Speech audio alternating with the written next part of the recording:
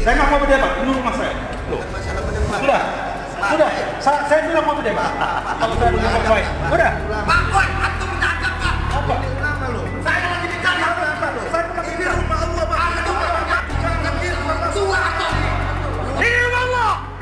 Siapa yang membubarkan? Siapa yang melarang? Sehingga saya tidak bisa tampil untuk menyampaikan tausiah persatuan dan kesatuan untuk masyarakat Siantar. Kata ibu-ibu yang tersisa itu, dia diusir pulang.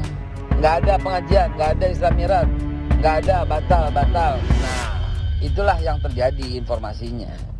Dan begitu saya datang, ternyata ramailah seperti yang lihat di masjid itu. Ditolak di Malang, sekarang ditolak di Siantar. Haikal Hasan pulang aja deh, ditulis dari berbagai sumber. Sebelum kita lanjut, jangan lupa subscribe dan nyalakan loncengnya agar Anda menjadi yang pertama mendapatkan informasi dari jurnal terupdate.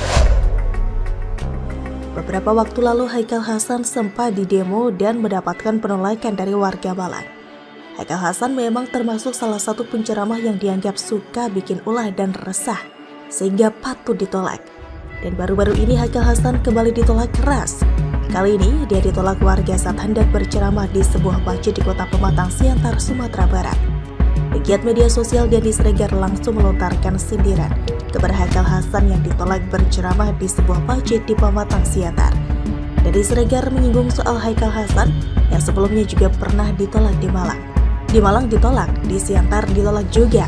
Men, ceret aja dah, kata Denny Siregar melalui akun Twitter pada Kamis 31 Maret 2022.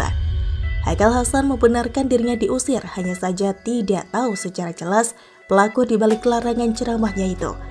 Nah, belum jelas siapa yang membubarkan, siapa yang melarang, sehingga saya tidak bisa tampil untuk menyampaikan persatuan dan kesatuan untuk masyarakat Siantar. Juga malamnya, juga acara di masjid dibatalkan secara sepihak, kata Haikal Hasan. Menurut dia, panitia memperkirakan akan hadir 6.000-an orang. Dan ketika datang sudah sepi dan masih tersisa ibu-ibu. Kata ibu-ibu di sana, dia diusir pulang. Nggak ada pengajian, nggak ada Isra Miraj, batal-batal.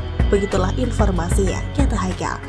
Haikal heran karena sebelumnya Dewan Kemakmuran atau DKM dan panitia awalnya sangat semangat menyambutnya. Tapi jam 2 dini hari panitia ditelepon agar acara dibatalkan. Acara boleh terlaksana jika melengkapi persyaratan berupa surat COVID-19 yang tidak mungkin mempersiapkan dalam waktu yang sangat singkat. Akhirnya saya tidak bisa bicara. Akhirnya, istilah yang saya lakukan kepada ketua DKM, kita lihat ke depan mudah-mudahan ada perbaikan. Dan ada klarifikasi jelas kenapa terjadi pembatalan sepihak yang sebelumnya semangat menyambut tapi detik-detik terakhir dibatalkan. Dan siapa pula oknum-oknum yang menyampaikan ibu-ibu yang hadir untuk bubar-bubar, suruh pergi, ditunda, dibatalkan, narasi sejenis saya juga nggak tahu, katanya. Di satu sisi Haikal Hasan seolah kena tampar lagi untuk kesekian kalinya. Ini orang memang harus ditolak dan jangan diberi panggung untuk ceramah. Bila perlu di blacklist sekalian agar diam di rumah saja. Tapi di sisi lain, para komplotan sebelah pasti akan ngamuk dan teriak diskriminasi ulama. Mau jadi apa negara ini kalau model Haikal Hasan jadi penceramah agama dan dibela? Semoga Malang dan Pematang Siantar menjadi pionir yang memberikan penceramah bagi daerah lain untuk melakukan hal yang sama. Harusnya masyarakat harus sadar sesegera mungkin dan menolak Haikal Hasan karena ucapannya banyak yang ngawur dan memperkeruh situasi. Sudah saatnya orang-orang seperti Haikal diberi pelajaran biar dia dan kelompoknya sadar mereka tidak dapat tempat di negara ini. Kalau Haikal mau silahkan ceramah aja di Petamburan dan di depan kelompok sendiri. Jangan keliling Indonesia dan menyebarkan narasi-narasi tak jelas. Panitianya pun lucu, ngapain juga undang penceramah model Haikal Hasan? Apakah Indonesia mengalami krisis penceramah agama yang berkualitas sehingga melirik orang-orang seperti Haikal, Habib Bahar Smith, dan lain-lain? Lagi pula ada hal yang menarik dari Pematang Siantar. Sejak tahun 2015 sampai 2018, kota ini langganan 10 besar Indeks Kota Toleran atau IKT versi Setara Institute. Pada tahun 2015 bahkan menempati peringkat pertama, tapi peringkat terus menurun pada tahun 2017 dan 2018 hingga akhirnya terlempar dari 10 besar pada 2020. IKT 2021 juga tidak ada Pematang Siantar di peringkat 10 besar. Artinya ada masalah yang harus segera dibereskan kalau tidak ingin semuanya terlambat. Bayangkan kalau orang-orang seperti Haikal DKK datang dan ngomong entah apa di sana. Kalau ngakunya tidak ada niat apa-apa, apakah kita harus percaya begitu saja? Mereka ini punya segudang track record sebagai kelompok yang munafik, bermuka tembok pula. Sebagai perbandingan, kota paling tidak toleran adalah Depok. Sisanya, kota-kota dari Sumatera Barat dan Aceh juga banyak masuk kategori ini. Dan kalian pasti sudah tahu pemimpin di Depok dan Sumbar ini dari partai mana. Semua ini bukan kebetulan dan inilah fakta yang miris, tapi begitulah adanya. Maka dari itu kelompok intoleran harus diberantas dari negara ini. Mereka bisa melawan karena berlindung di balik tembok kokoh bernama agama. Jangan diberi panggung, tolak kehadiran mereka. Mereka tidak dapat berkutik atau tidak diterima di mana-mana. Paling hanya bisa nonton TV di rumah. Bagaimana menurut Anda? Jadi kalau tidak pernah membaca surat dakwaan, tidak pernah hadir di persidangan, tidak pernah membaca berita acara persidangan yang berupa pokok-pokok keterangan saksi, pokok-pokok keterangan ahli, dan tidak membaca pembelaan saya, berarti kalian ngomongnya akan ngawur, ya, akan menyebarkan kebohongan. Jadi udah lebih tahu Anda udah kita mulai menghimpun ngaco. data. Ini nggak ketemu. Nggak bakalan emang ketemu. Nggak usah ngomong, nggak usah hadir di sini begini. kita. Ya Anda juga ngapain hadir di sini? Begini Kalau aja. udah tahu nggak bakal ketemu nggak usah hadir. Begini aja. Hebat sekali karena mau dilihat dari masa, udah lah nggak usah gaya-gayaan sama saya lah. Nggak usah Hanya jaga beragama fakta atau yang ada. tidak. Anda hati-hati lah. Debat panas Novel Bamukmin versus Henry Yosodiningrat nyaris berujung baku hantam, ditulis dari berbagai sumber. Sebelum kita lanjut, jangan lupa subscribe dan nyalakan loncengnya agar Anda menjadi yang pertama mendapatkan informasi dari jurnal terupdate. Diskusi panas kuasa hukum terdakwa yang terlibat insiden dengan Laskar, Henry Yosodiningrat dengan mantan tokoh Front Pembela Islam atau FPI, Novel Bamukmin mendebatkan tragedi meninggalnya pengawal Habib Rizik Syihab di kilometer 50. Diskusi yang sempat ricuh ini diunggah dalam tayangan YouTube Karni Ilyas Club pada Rabu 30 Maret 2022. Untungnya Karni Ilyas yang saat itu menjadi pembawa acara dapat menengahi perdebatan itu sehingga pembahasan bisa berlanjut kembali. Setahun tragedi yang terjadi di kilometer 50 tol Jakarta Cikampek oleh unlawful killing Bribtu Fikri Ramadan dan Ibda M. Yusmin Ohorilan melumpuhkan anggota Laskar FPI masih menjadi satu polemik. Hasil dari persidangan majelis hakim secara virtual menyatakan kebebasan terdakwa meskipun sempat dinyatakan melakukan tindak pidana. Kasus yang masih menuai pro kontra. Karni Ilyas hadirkan dua kubu berbeda antara Novel Bamukmin dan Henry Yosodiningrat mengulik masalah tersebut. Hingga pada suatu statement membuat Henry keberatan dengan pernyataan Novel Bamukmin. Novel yang mengatakan bahwa fakta Laskar FPI tidak membawa senjata dibantah keras oleh Henry.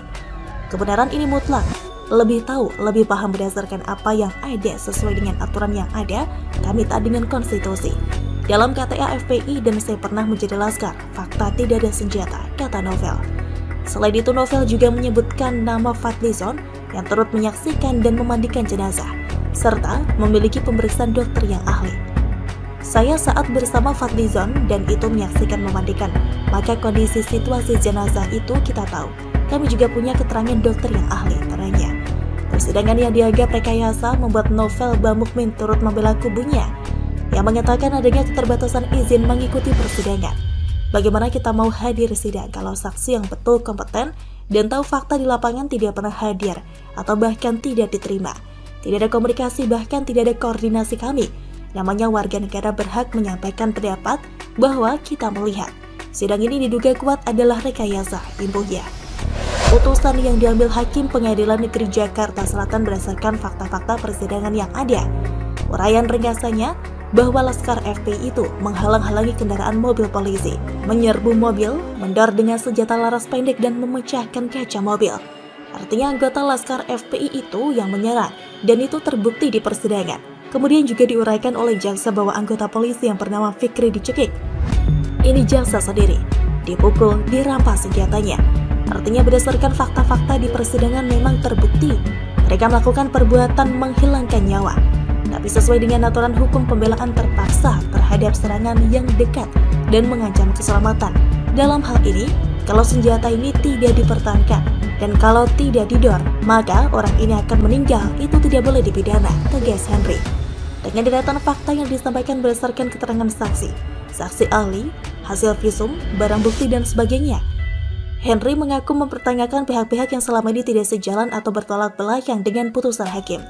Jadi kalau tidak pernah membaca surat dakwaan, tidak pernah hadir di persidangan, tidak pernah membaca berita acara persidangan yang berupa pokok-pokok keterangan saksi ahli, dan tidak membaca pembelaan saya, berarti kalian ngomongnya akan ngawur, akan menyebarkan kebohongan, tegas dia. Dari rangkaian fakta yang disampaikan Henry, Novel membantahnya. Sebagai orang yang pernah berkecimpung dalam media center usai kasus Laskar FPI berlangsung, Novel mengklaim memiliki data pembanding yang dihimpun dari media sosial. Sayangnya, Novel tidak menjelaskan secara rinci data mana yang dimaksud. Dirinya hanya membantah kalau Laskar FPI memiliki senjata api. Kami taat dengan konstitusi karena dalam Laskar FPI sendiri, dan saya pernah menjadi Laskar, itu tidak diperbolehkan membawa senjata, tegas Novel.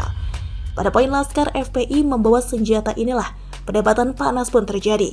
Henry dengan nada tegas membantah Novel dan menyebutkan kalau Laskar FPI membawa senjata adalah fakta hukum.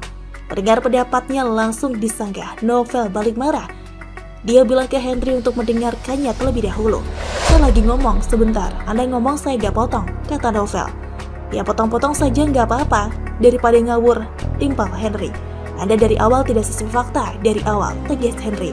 Loh Bang, kan Ilyas lebih banyak yang tidak setuju dengan putusan itu.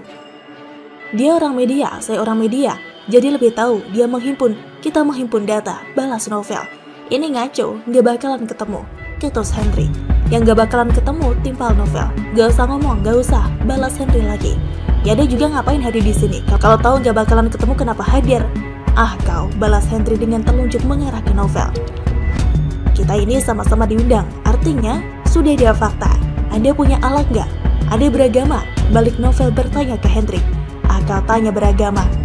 Suara Henry meninggi saat mengucapkan ini. Apa? Kita ini berdasarkan ketuhanan yang Maha Esa, kemanusiaan, keadilan, balas Novel. Karena kemudian berusaha menengah debat panas kedua narasumber yang hadir. Gak usah ceramain saya soal itu. Sudahlah, gak usah gaya-gayaan sama saya, ucap Henry dengan nada masih tinggi. Bagaimana menurut Anda?